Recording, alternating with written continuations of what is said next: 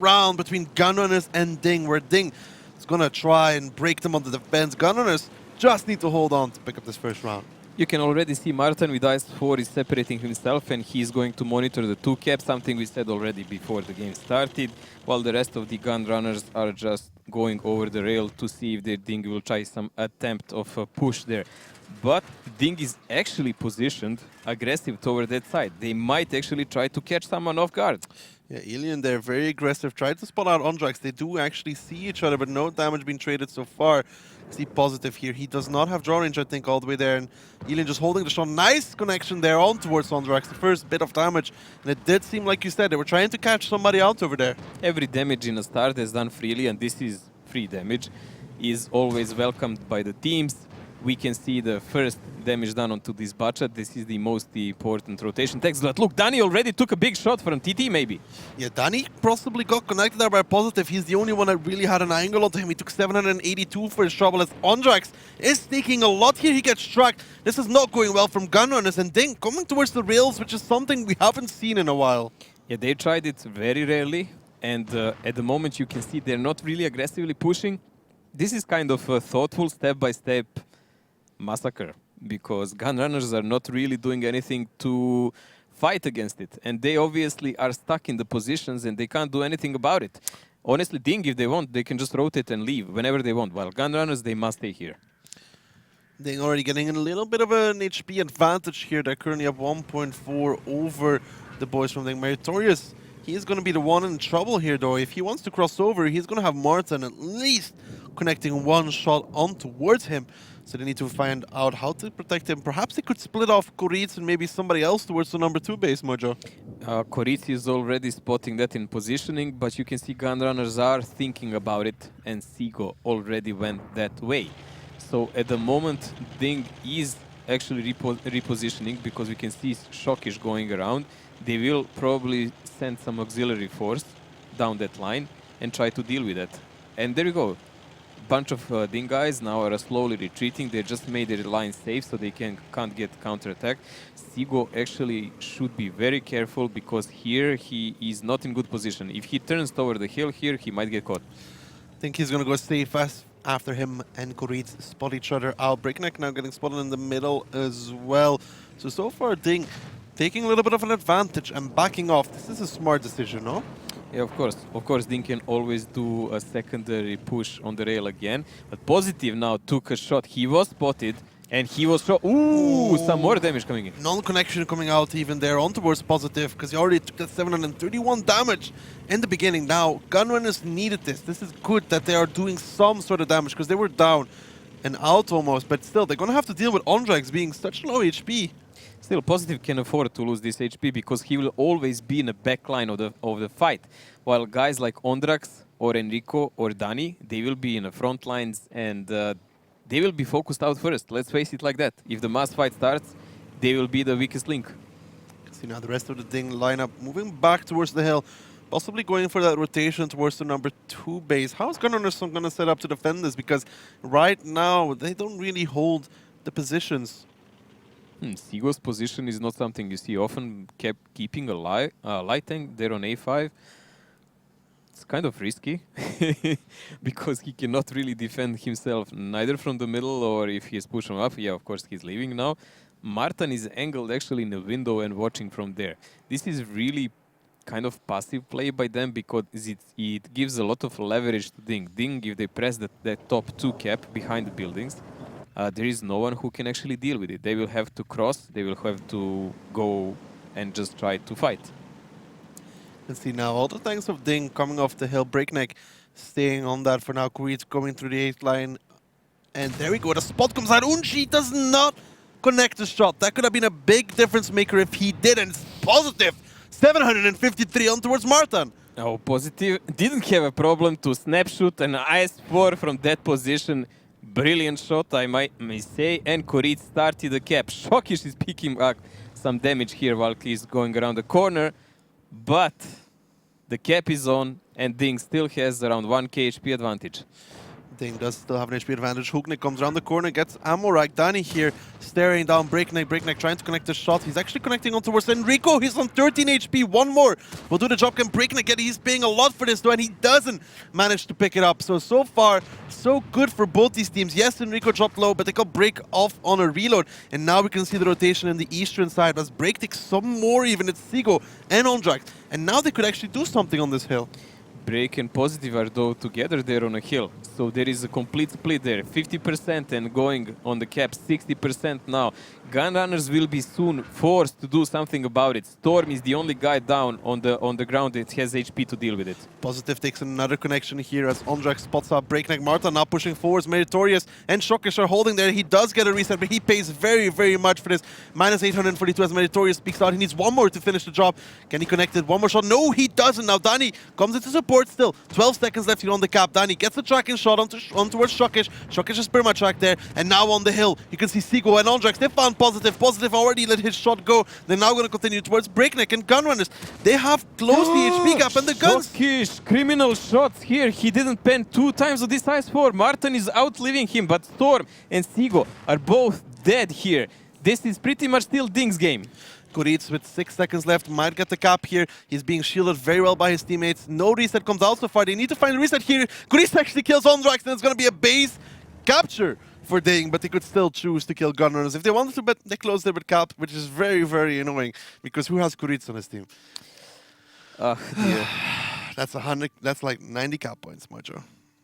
Things happen. Things happen. You know, we say it in Serbia, I čorava koka nađe zrno. I mean, like, even the blind hen can find a, you know. So yeah, Ryan has Kuric. Let's demystify this. And Dakin we don't, because in ESL Fantasy, DiNG is playing 3 times in this week, so there is multiple strats that a lot of people use with multiple DiNG players, expecting them to do well. And the second team that is playing 3 times this week is Suba. So there is many guys who are just making a full team out of those 2. My entire team's in this match. Yeah. So. No, you don't have 7 things, guys. No, you're right. I was processing information. I Yes. thought for a second Suba DiNG are was playing against the Suba. next. It's late. Okay, I'm getting old. That would be a disaster. We don't want DiNG and the Suba to fight each other. No. But that was good stuff from DiNG. They're coming towards the rails, doing some damage, rotating. Gunrunners, they brought it close, arguably, but DiNG was always in control. Yeah, out from the first start, when DiNG made that HP advantage, you could see why is that so much important. Because they lost some of the critical HP on the people who are supposed to do the rotations on the map. Guys like Ondrax on his butchots and so on. So when he actually came, he was not in position to do anything. He was shot too easily. Yeah. For anybody interested, Breakneck was the top damage dealer in this round with 3.2k. To put it out there. I don't want to know about Kuric, Mojo. I hope he doesn't have like 100 cap points, because then I'm going to get... I'm actually checking it because I'm... Oh dear. 80? 88? 88. It's quite a lot. Yes, it is, Mojo. It is. But it's okay. Oh. We'll move over it now. Gunrunners, they lost this first round. Himmelsdorf is going to be a hard map for them in general, I think, playing against DiNG. Can they pick up the attacking round, though? I believe so. I mean, last time they faced each other, they actually managed to do 1-1 on Himmel. So it's not questionable, is it doable? It's only the thing, are they capable to do it now, today? Because as we said, like, they're not playing their best. I mean, yes, they won Kazna, and yes, they won Oops. But honestly, DiNG lately won all the matches they played. They are not stuttering as they were in the mid-season. In the moment when they lost to Gunrunners, that was the only lose streak they had. There was like 3 matches in a row they had. And they've won since. Yes, and they won everything else ever since, even the tiebreakers they had, and they had some tough matches. Let's say that. Yeah, that's very true. I'm very curious if Gunrunners can do it again. I just don't think the upset can happen twice. I think DiNG will now have a good idea about how Gunrunners will play. They've had an entire week to prepare for this match to begin with. I mean, yes, they have 3 matches. They might not use all their strategies. But, you know, at this point, with the top 3 being so close, those points matter. And I don't think they're going to hold back that much. I mean, they might hold back 1 or 2 things, but still, they need these points just as badly as they need the other 2 matches. Yeah, but I just think like DiNG will mostly play standard, and if they think the match is breaking somewhere where they don't want to, they will you know, just put some cherry on top to flip it to their favor. But otherwise, in this game, we've seen nothing special. It was standard rotations. Yep, indeed, and Mojo guide us through here. Gunrunners with the IS-7 and E3 on attack. And Kranwagen. Well, usually this is a setup used to press parallel 8 line and the hill. So that is something that Gunrunners can use here. It's really hard to play with this on some other part of the battlefield. Well, Mojo, let's find out if Gunrunners can pick up the second round or DiNG is going to take this first map for themselves as we head into the second half here on Himmelsdorf with Gunrunners on the attack and DiNG currently sitting up with 1 point on the defense. It doesn't look like DiNG is interested in any kind of experiments of preventing Gunrunners to get to the hill or whatever. They are just playing their games. Enrico in his tank is going toward the 8 line at I7, as we said already, and Sigo did a super aggressive spot to try to fan out the DiNG players, so they cannot really aim on the 8 line. So this is actually good play by Gunrunners there, because if they want, some of their forces can actually now drive 4-3. Mojo, let's take a bet. At what time is Elian going to cross back over to the 2 line as Positive takes the big connection there from Enrico and that IS-7. I think Elian will cross now. I think Positive should tell him that they're tanks shooting, but Elian did cross and no one actually had a load. Good for him. It's not a surprise. It's like always you can put your clock on it, you can put your watch on it. He's going to cross. Sigo is still spotting from there, but DiNG actually has a good idea what's going on now. But this is a super defensive posture here by Gunrunners. Positive taking another shot and another even one. more, getting connected from Ondrax and Enrico, I think, if I'm not mistaken. I know Enrico hit him for sure, and the second shot came in from Ondrax. You can see there's only 4 available. Wouldn't be surprised. He's reloading now as well after that shot onto ports Positive, and that is going to hurt for DiNG. That is a lot of HP gone here. This is a huge problem actually for DiNG, because as a steady DPM dealer, like with high penetration, high alpha, you expect Grille can do a shot, maybe receive a shot, and he can pull back and, you know, he can be still participant of this game. But now, Positive will maybe fire a shot and he will just die instantly. Koritz chipping away a little bit of the HP of Ondrax to make him pay for what he did to Positive. Does around 400 damage, a little bit more than 400 on towards him. Danny on the hill, trying to connect on towards Shockish, and we usually see a VTDs here. He's going to back off. It's a very, very hard shot to hit. Break is playing carefully toward the church area. He's trying to spot that, but he has guys waiting for him. Whoa, whoa, whoa. Talking about the chipping of the health, it's going rather well for Gunrunners in this game. The funny part is, though, that Breakneck took 350. In return, he did a 400-plus shot. And then one of the 50Bs did not connect on towards him. Shockish here desperately trying to connect towards the IS-7. Didn't work out. So far, so good for Gunrunners. I mean, they are in a good situation. They have a little bit of an HP lead here. Danny's still trying to connect from the hill. Now, when does Gunrunners decide to make their move? What is the timing they're looking for to execute what they have planned? But there has to be a plan behind this. They are still waiting to do some damage because they have spotted targets like Shockish and so on. And there is an HE shell who penned there. Wow. Shockish is not going to be happy about this one. But soon, TM, they will go toward the upper 2 cap because it's out of the question they can play the rail with this setup. And they will try to just force DiNG to push them and kill them onwards. We can see already Meritorious is waiting there next to the house on his standard position.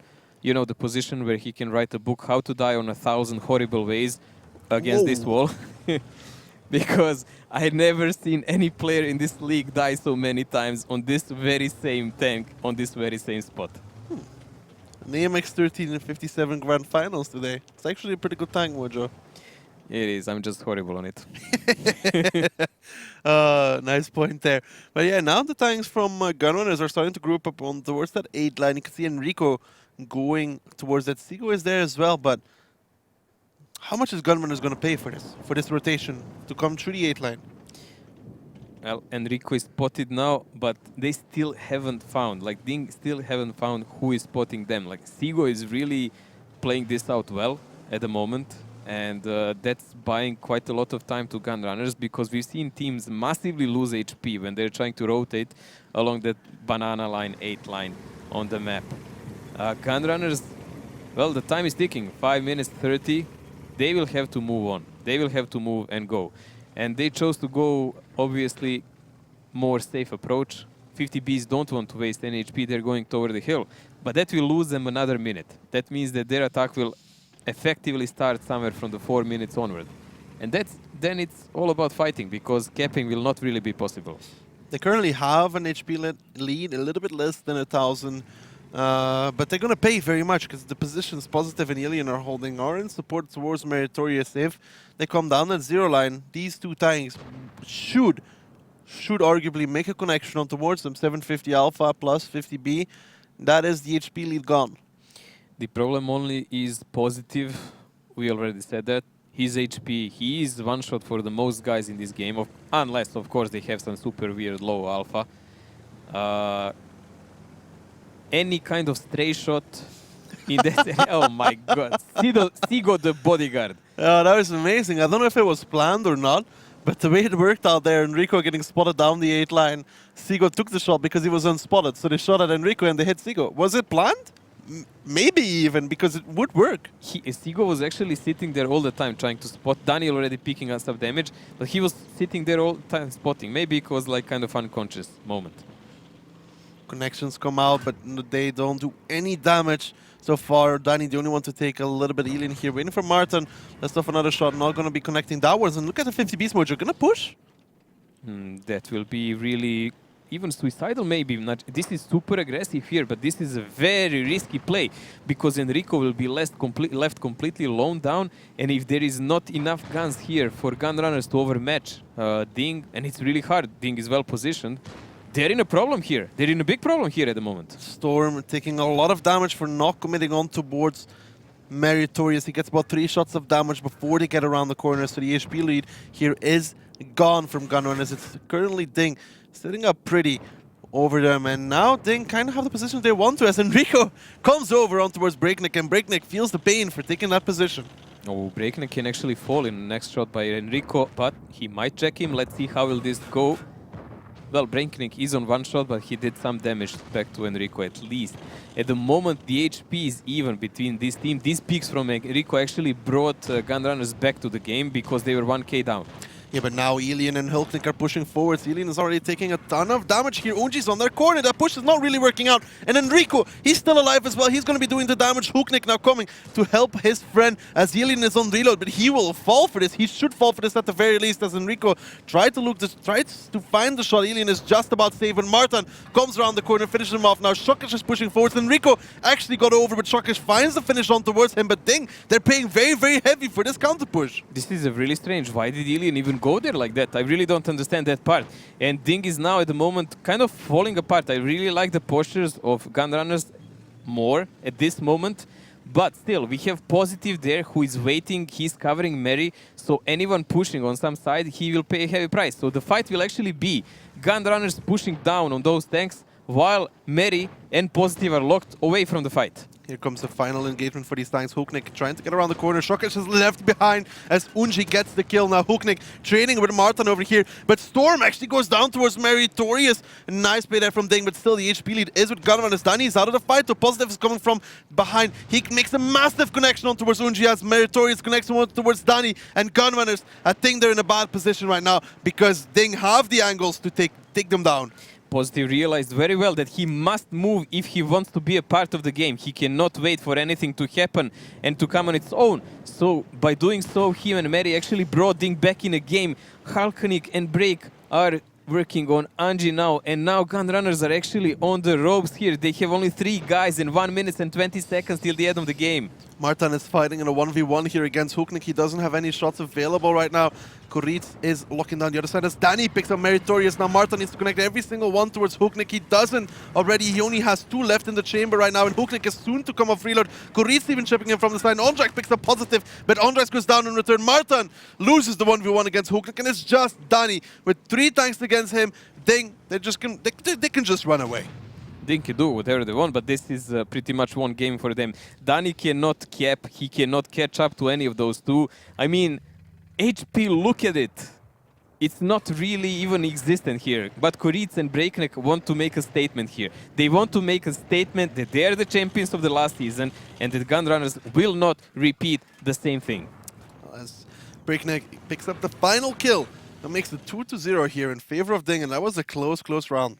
It was super close, but you remember what we always say, the victory is just the pages are written by the victor. Yeah, of and course. And if the, let's say, match ends up horribly for Gunrunners in some bad result, 5-1, 5-0 or whatever, it will just be said it's a stomp. No one will remember, hey, but there were like 2 guys on 100 health left. No, it will be forgotten. But Mojo, I'm going to make you very sad again. Guess what Kurids did in this game? Damage, decap? Decap points. Why? Well, random picks are best picks. I blame you. You do? Yeah, because I wanted to play Kurids in my team, but Mojo was So like, you blame me for us having $200 more than Ryan and taking other players. Okay, guilty as charged then. Well, let's take a look at the stats from this round and see where the damage came from. It's going to be first Enrico here. Enrico, brilliant actually, 3.7k. We already saw those peaks on Breakneck. He really split him in half then. But Breakneck closely following him in his budget. We've already seen some monster games by Breakneck on Himmelsorf. Yep. Like 4, almost 5k damage done. Danny actually following with E3. Look at that Mojo. Kurids doing some decap points there as well. Danny, a big amount of damage. But all around, very standout performance from Enrico, from Breakneck. Even positive. With that low HP, getting 2 shots of damage in, which is more than we even expected. Elian, though, that counter push over there. That counter push there was something really strange here because it... I don't know, did they misunderstand each other what they want to do? Because he went right in a crossfire between the 50Bs in straight and the I7 from the side. Maybe he was too early, I'm not sure. But Shokish was arguably an even worse factor in this round. Just 66 damage. 66. I blame you for that because I have him in the team now. I'm sorry, Mojo. I really am. Ducky has a faith in Shokish. He said he will do a lot of damage in this match. I was like, okay. We'll see. The night is young. Maybe something well will happen. This is my disappointed look. This is my look of, oh God, what have I done? Well, Ryan can be happy feet. Mojo, it's 3 matches. Relax. Everything's going to be all right. Okay, but this is just Himmelsorf. This is just Himmelsdorf and Dina. Moving on to Prokhorovka. What can Gunrunners bring there? Because RT can be played, but they don't really play with the tier 9 RT on that map. They kind of just go with the tier 8. Yeah, they can play with RT. We've seen rather good plays by some teams in that respect, and they can certainly use it against DiNG. But when you play RT against DiNG, you must pay the consequences also, because DiNG knows how to push. Well, Mojo, what consequences are they gonna pay now? Because they have the Lorraine on defense. I really don't like that, honestly. This is something on Prokhorovka I don't like, because it's one-sided. That means no matter which side of the rail they choose to defend, let's say they defend the forest, they will have to leave someone too close to the other side, isolated a bit. That will leave them quite open for the flanking forces of DiNG, because DiNG has completely mobile setup here. And they still have that I7 that can be used to push. Well, Mojo, we're going to have to find out if Gunrunners can bring it back on our next map, where DiNG is going to pull the game towards them. Let's find out on Prokhorovka. Prokhorovka, one of the first maps in the game. Teams start at the regular spawn points, as they do in standard battles. Bases are separated from each other by the railway, so the defending team has to choose whether to send their vehicles to the left side, playing them in the centre, or to the right of the railway, occupying the hill and a part of the village. The attacking team usually attacks the first base. However, the teams often go for face-to-face confrontations, 7-on-7, in the hilly terrain at the centre. That's why both teams frequently use vehicles with good gun depression angles and sturdy turrets. Here we go, Gunrunners versus DiNG, our second map coming out now. It's Prokhorovka. DiNG currently sit on 2-0, and they are attacking Gunrunners on the defense. And how much impact is this Lorraine RD going to have? Look at this, DiNG is already aggressively pressing toward the forest here, toward the village side.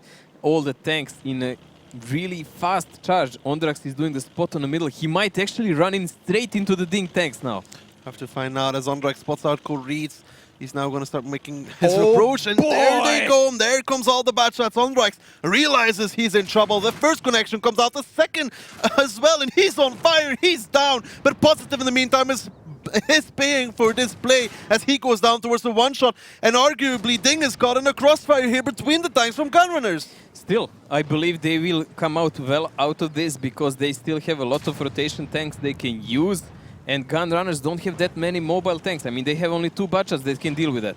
And Rico, in the meantime, is taking a ton of damage as well. He in that IS-7 is getting very, very low. 769 left on him. Artie still in the back line with Storm. Let's see if Danny can actually get a connection out. He destroys the house as Unji picks it up, and Sigo pays for that one. He takes about half his health in damage, and DiNG are now sitting up 3,000 HP as Enrico is taking even more. Enrico is in a huge problem actually here, and right after him it will be probably Anji and the guys. They have a Bachat going toward the hill, and I don't know will that actually change something for them.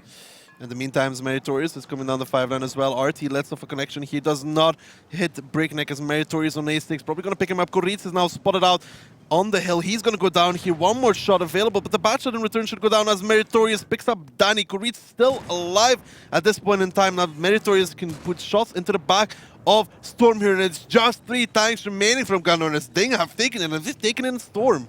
Yes, recent, like they still had 7 guns compared to the 6 of the Gunrunners. RT is too slow shooting, and Lorraine RT really doesn't have that big impact, honestly, unless it hits the Bachat or something. And you can always use a tank more to flank. Look at Meritorious, for example, here. He picked up at least 2 guys for free from this flank because there was no one to stop him. And he emptied entire clip in their back.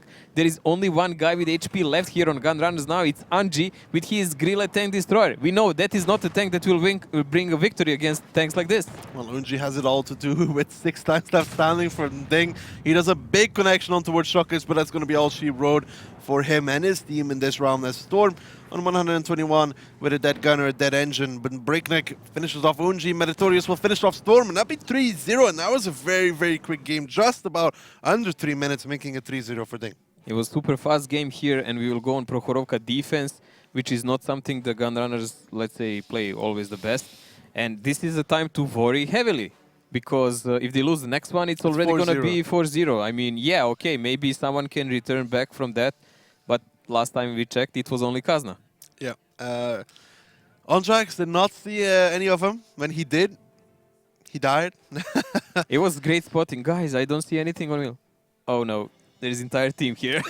Yeah, I mean, after when he went down, Positive took about equal amount of damage. He went down to 200, but the thing is he stayed alive, and they made the Gunrunners tanks pay very much for any single play they tried to make on towards him. We saw Huknik actually doing at least 2-3 connections, which I saw HP-wise. Unji might be the top damage dealer, but still, with that aggressive approach from DiNG, they lost the hill, and DiNG could have rotated even Meritorious on there and closed it out like that if they wanted Not only to. that, like most of the tanks from Gunrunners were permanently spotted. They knew exactly where they are. They could play their game. DiNG could play their game around it. And you could see Enrico in his I-7. Theoretically, he was in cooldown next to the rail, but most of the DiNG guys could have shot him. I talked about Huknik, and I thought Unji was going to be top damage dealer. I was wrong. Huknik is actually top damage dealer, but it's no surprise. I mean, I saw him do 2-3 shots on screen, which is the thing. He did very, very well here. Oh my god, Korit, number 4 on the map. I'm really gonna get angry on myself. Well, at least I have Hulk. Exactly. Yes. So I can console myself on that. But on the other hand, still, that light tank on 4th place may do it almost 2k damage. That's impressive. We've seen Korit several times on different matches doing that. We've seen him... Yeah, Mojo, that's indeed. He does very well, especially on maps like Steps and such, where he can climb. Yes, he was doing one game with, like, I remember 3,000 something damage done with his RU. 3,300. So I guess he got used to this RU, and that's the secret why he likes to use it on a lot of But there was maps. also the other Steps game where he did 1.5 but picked up 4 kills. I mean... That one was actually really tricky because he had to climb from the later part of the game. Yeah. But never mind that, we need to come back to the Gunrunners and DiNG, and things are not looking well for Gunrunners at the moment. Looking good for Gunrunners indeed. 3-0. Now coming on to the attack. They need to pick up this round if they want to make it work, because 4-0, it's such a hard score. We've seen it once being done against DiNG, but that was a team of a different caliber. I mean, you got to say it like it is. Maybe it's time for some new kind of approach, of new kind of tactics. We'll see Gunrunners do some pretty weird stuff. if there is something new they want to try, this might be the moment. Oh, Mojo. I kind of knew I was going to come out already because Danny might have told me, so let's take a look and Sneaky. see what was coming out here on Prokhorovka. Talk me through this, Mojo. Double Jagdpanzer E100 on Prokhorovka. Look at this duel. 2 Butchers, 2 IS-7s, and 2 Jack Panzers. Wow. What to think about these tactics? I mean, the problem with this is Jagdpanzers, yes, they have quite a big punch, but they're super slow. And I'm actually interested what will DiNG let them do it. Like, will DiNG maybe aggressively go to the middle and try to find where they are immediately? Perhaps that's exactly what Gunrunners is hoping for, Mojo, for that to happen. Well, we'll see. Let's get into it. The second half here on Prokhorovka. DiNG currently sitting 3-0 over Gunrunners. DiNG on the defense, Gunrunners on the attack. Look at the Jagdpanzers, Mojo. Oh, they know that they might come towards the middle, and they're setting up just for that. Well, this is like hiding behind the palm tree. I mean, these bushes are like twice smaller than these Jagdpanzers. But DiNG is playing aggressive, but not as the Gunrunners would like. Because they expected the classic push toward the center immediately, but this is not going on. DiNG is actually taking over the village area, going in their flank. If they actually do this fast enough, they might catch them right in the middle of the field.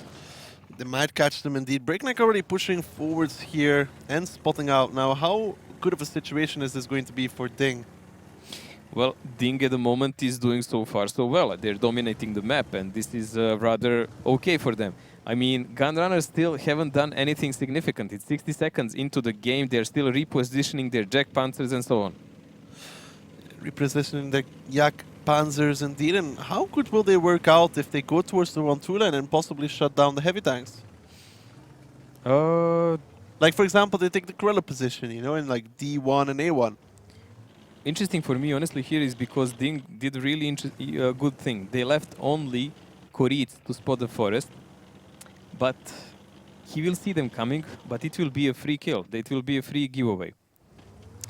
So DiNG is actually relying completely on counter-attack, but that can bounce back because if one of the Jagdpanzer connects on, let's say, a Barchat, that's only half HP down.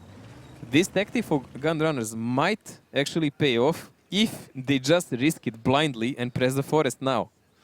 Oh, Mojo, it does look like that is exactly what they were going to do. Sigo will probably go first, and then the IS-7 and Batchat and the TDs behind, slowly but surely. There we go, Sigo's going first. I mean, they should find Koritz almost instantly, shouldn't they? Koritz should fall here in seconds once he is spotted. I mean, look at the firepower that he's spotting there. Storm here is getting shot from the back. He will give info that already some of the tanks from the DiNG are on the other side, but that's on the other side.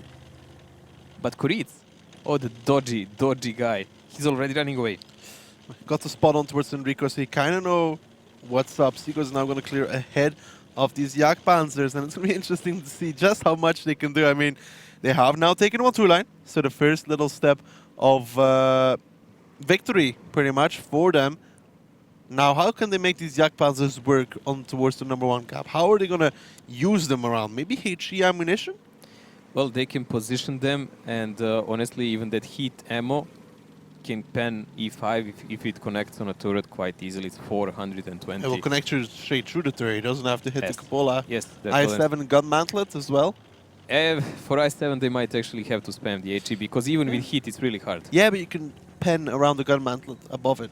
Still, it's really hard, and that gun is not super accurate. HE Mojo, 300 damage HE is shot, always the way. Well, Unji is setting up to watch towards Hooknik, but they won't get a spot on him as Koritz is relocated now all the way towards the south. Dani is still there, and that gives Gunrunners the info they need. I mean, one bad shot there should be enough to get the spots. It's amazing for me that DiNG doesn't look to be scared of this. They're just playing standard. I don't see any movements out of the ordinary here. They're just positioning their tanks, and they're completely relying that they will just outplay Gunrunners. Martin actually getting spotted in his Jagdpanzer when trying to back up. Storm takes the connection there, actually loses his ammo rack. Very annoying. Takes another connection there from Alien, doing the damage from the back lines, and now Storm on 926 is going to be forced to stay in this area. Constantly, they're losing some HP, but the real engagement didn't start yet. Gunrunners still need to position someone in that cap and do something about it, because that's the only play they have. It's not like they will be able to push DiNG with these tanks. They're too slow. It's very true indeed. And now, with 5 minutes and 30 seconds left, when is the timing gonna hit for Gunrunners where they have to make a move? Ooh, Unji is spotted. There is movement toward the cap right as we were talking. Sigo and Enrico are going there. But there is a lot of HP slowly missing from the tanks of the Gunrunners.